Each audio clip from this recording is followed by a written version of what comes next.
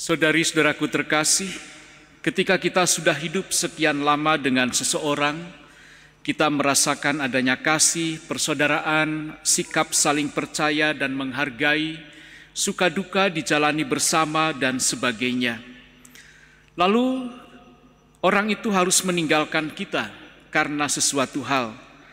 Biasanya situasi itu memunculkan kesedihan, keraguan, dan merasa ditinggalkan, bahkan ada pengalaman duka cita. Mungkin kita juga bingung untuk menanyakan, memangnya kamu mau pergi kemana?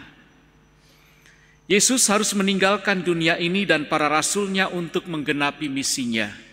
Dikatakan bahwa tiada seorang pun di antara para rasulnya yang bertanya kemana Yesus akan pergi.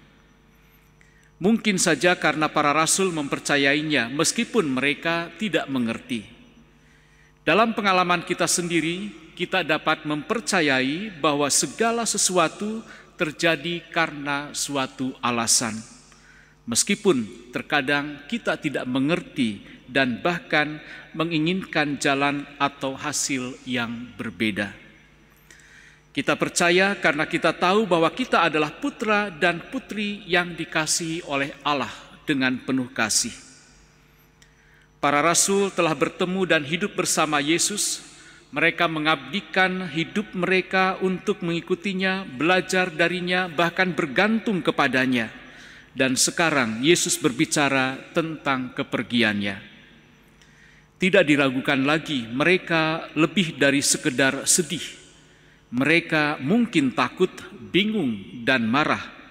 Pemahaman mereka yang samar-samar tentang Sang Pembela, Sang Penghibur yang akan datang tidak meredakan kesedihan mereka. Kita tahu bahwa sebagian besar dari mereka sempat tercerai-berai pada saat penderitaan Tuhan kita. Kesedihan, ketakutan, dan ketidakpastian adalah perasaan yang sulit dan kuat dirasakan oleh mereka. Ketika kita menderita kehilangan dalam hidup kita sendiri, Tuhan kita ingin menemani kita, mengurangi penderitaan kita, atau setidaknya memberi kita kekuatan iman untuk memikulnya. Kita tidak akan menderita tanpa pertolongannya. Jadi kita harus tetap dekat dengan Yesus dalam doa kita, dalam tindakan-tindakan rohani kita, karena kita tahu bahwa Dia turut bekerja dalam segala sesuatu untuk kebaikan kita. Yesus menjelaskan kepada para rasulnya bahwa Ia harus pergi untuk mengutus Roh Kudus, dan itu dikatakan lebih baik ketika Ia harus pergi. Ia akan menyerahkan pelayanannya kepada para rasul yang akan dikuatkan dan dipersiapkan, diperteguh oleh Roh Kudus. Roh Kudus yang akan diutus Yesus akan bekerja untuk menginsafkan orang akan dosa, kebenaran, dan penghakiman.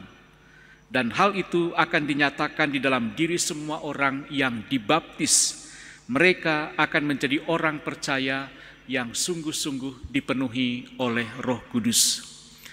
Saudari-saudaraku yang terkasih, maka dalam perayaan Ekaristi ini marilah kita juga memohon hikmat Roh Kudus, memohon kehadiran Roh Kudus dalam hidup kita, supaya kehidupan kita, iman kita semakin kuat akan Yesus, Sang Juru Selamat kita.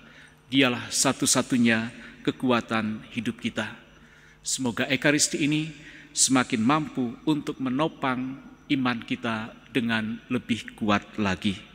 Tuhan memberkati.